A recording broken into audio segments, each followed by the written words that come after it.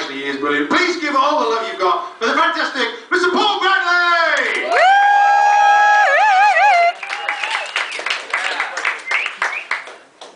Good evening, ladies and gents. How are we all doing this evening?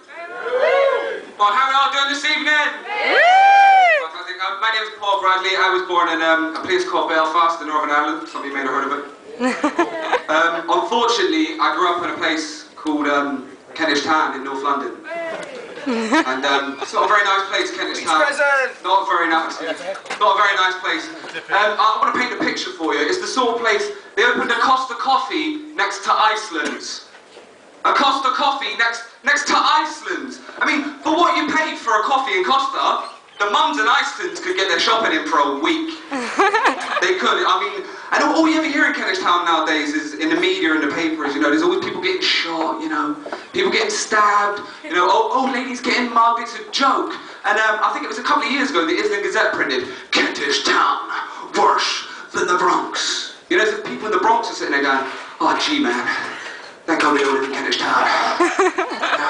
But yeah, I live in Kentish Town. I live there with my girlfriend, and she does this thing when we go out. Some of you might have heard of it. She goes, we got to leave the TV on when we go out, in case the burglars come round. Because the burglars, they're going to take everything. You know, we don't own anything. We got one of those little TVs in the corner and a couple of tins of Heinz soup. You know, the only thing the burglars be doing if they come around to our place is going, oh, these poor bastards, they ain't got anything. Let's donate something to them, you know. It'd be great, wouldn't it? Burglars that came around and just like redecorated the place. Fucking fantastic. But she came in, my girlfriend, she came in the other day and she goes, I've had a really bad day at work, you know. Really bad, I'm really down in the dumps, I need to be consoled, So I beat her over the head with a PlayStation. I showed her.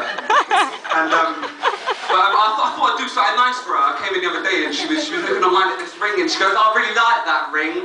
It's a really nice one. What'd you buy it for me? Can I have that one? So I jumped on the thing and when I hit print, it came out, yeah, love, knock yourself out. But I can be equally annoying. I'm a massive Jim Carrey fan. We all know who Jim Carrey is, don't we? Yeah. And I get really excited when I travel and it always reminds me of them Ace Ventura films. And I'll be on the airplane, I'll be playing with the window flap, and the stewardess will come over and she'll go, is there a problem, sir? And I'll go, there's something on the way! Something! You know, she'll just look at me like I'm fucking crazy, you know? But I came in the other day and I turned the TV on, and this advert came on. It gets me every time. It's the M&S advert. It goes, would you like a steak? Not just any old steak. One that's been matured for 21 days. Fuck knows where. Seasoned off with the highest quality peppercorns that have been rolled on the thighs of virgins. To top it all off, there's a chocolate cake that's so good, so runny, it'll melt your face. You know, by the end, it's like food porn, innit? By the end of it, you're sitting there and you're sweating like a paedophile on the playground.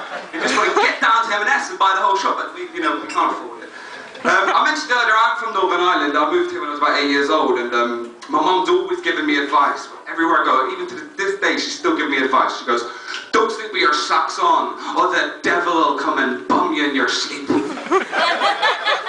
You know, don't piss on the toilet seat, because it's like spitting in God's face, you know. And when we were young, she'd put us up to bed on a Friday night, and we'd come down, and she'd go, get up them stairs and get into bed, or Jesus is going to come down and beat you with a holy stick. And you won't be allowed into heaven, you know. She was just a tad religious, my mum was just a tad religious. But I do love living in London, a great sense of humour in London. I remember when I was young, I used to see on the back of vans, even now, people write clean me in the dirt. You know, we've all seen that, haven't we? People write clean me. Yeah. And I went out, and I found some genuine things that people have written on dirt, on the back of dirty vans. People have actually written these. I wish my wife was as dirty as this. This van is also available in white. Wanted, yellow sponge, reward given. This is my favourite one. If this van was clean, we'd have nothing to write on. But I'd like to leave you now. I've got this friend, he does this thing. He goes, anything you could do, I could do better. Yeah? Anything you could do, I could do better. So I just let this sister. Ladies and gentlemen, you've been a fantastic audience. Thank you for listening to my troubles. Thank you, goodbye.